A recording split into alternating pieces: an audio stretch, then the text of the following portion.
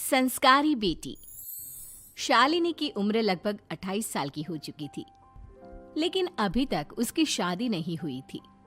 शालिनी के mummy papa सरला और महेश जी ने कभी उसकी शादी के लिए कुछ ज्यादा कोशिश भी नहीं की। शाली मन ही मन चाहती थी कि दूसरी सहेलियों की तरह उसका भी घर बस जाए, लेकिन वो अपने मम्मी पापा से ये बात कहती भी तो कैसे कहती। माँ जानती है, मेरी सहेली है ना शीतल, उससे बेटी हुई है, बड़ी प्यारी बच्ची है उसकी। अरे ये तो बहुत अच्छी बात है। उसकी शादी भी तो 4 साल पहले हो गई थी ना। अब क्या करे बेटा, चाहते हैं तो हम भी यही है कि तुम्हारी शादी हो जाए, लेकिन कोई अच्छा लड़का मिलता ही नहीं। कोई बात नहीं मम्मी पापा, मैं जानती हूँ आप मेरे लिए बहुत अच्छा रिश्ता ढूंढना चाहते हैं, और अभी मेरी इतनी उम्र भी तो नहीं हुई है। अच्छा शालिनी बेटा, क्या है ना, मेरे पास नई साड़ी नहीं है और मुझे किटी पार्टी में जाना था, तो इस महीने तेरी तनख्वाह आ जाए तो एक नई साड़ी दिलवा देना बेटा। और बेटा मेरा मोबाइल भी थोड़ा पुराना हो गया है, 6 महीने से इसी को काम में ले रहा हूँ। एक नया मोबाइल ला देना बेटा। हाँ हाँ मम्मी पापा।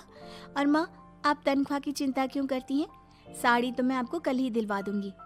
और रही बात आपकी मोबाइल की, तो मैं आज शाम को ही ऑफिस से लौटते वक्त ले आऊंगी। अरे भगवान सबको तुम्हारे जैसी बेटी दे, कितना ध्यान रखती है अपने मम्मी पापा का। पापा, आज आप दुकान नहीं जा रहे हैं क्या? वो क्या है ना बेटा, मेरे सर में जरा दर्द हो रहा है, इसलिए आज दुकान जाने का मन नहीं है। पापा दवाई ले लीजिए, और अगर हो सके तो चले जाइए। इस तरह दुकान बंद रहेगी तो ग्राहक आना बंद कर देंगे ना।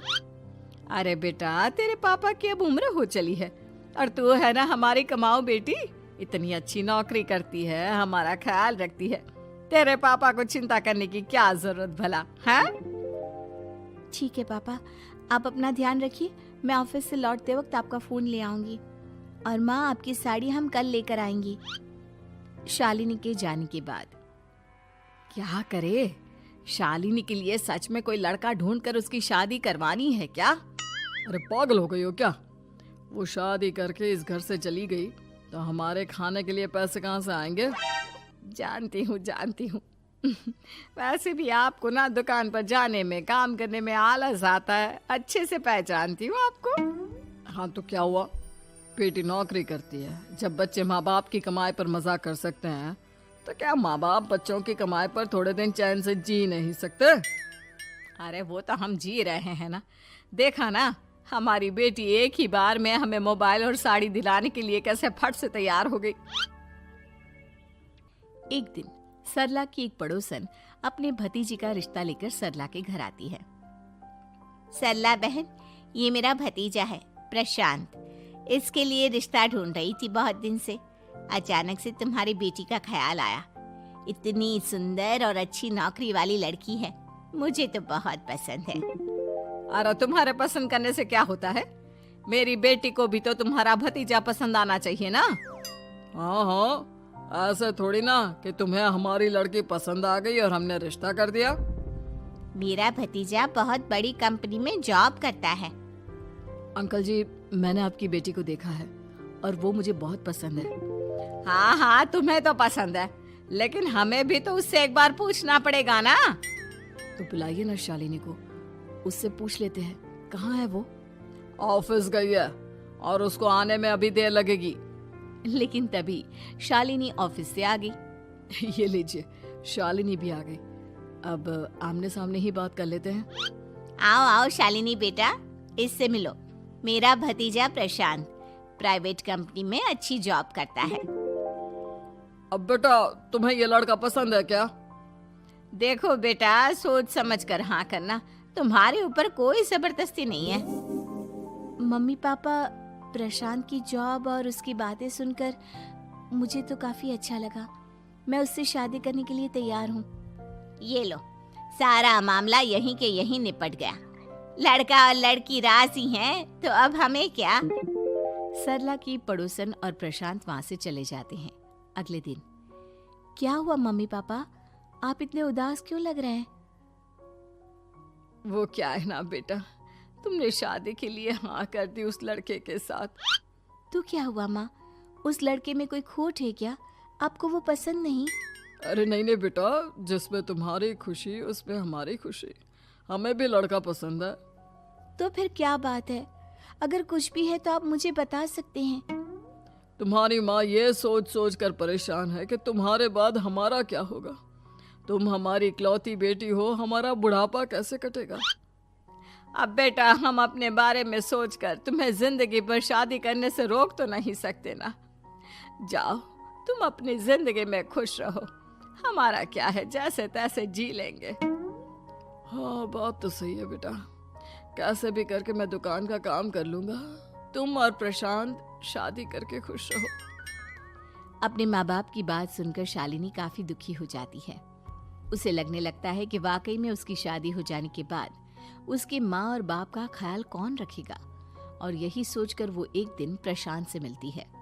देखो प्रशांत, तुम मुझे बहुत पसंद हो, लेकिन मैं चाहकर भी तुमसे शादी नहीं कर सकती।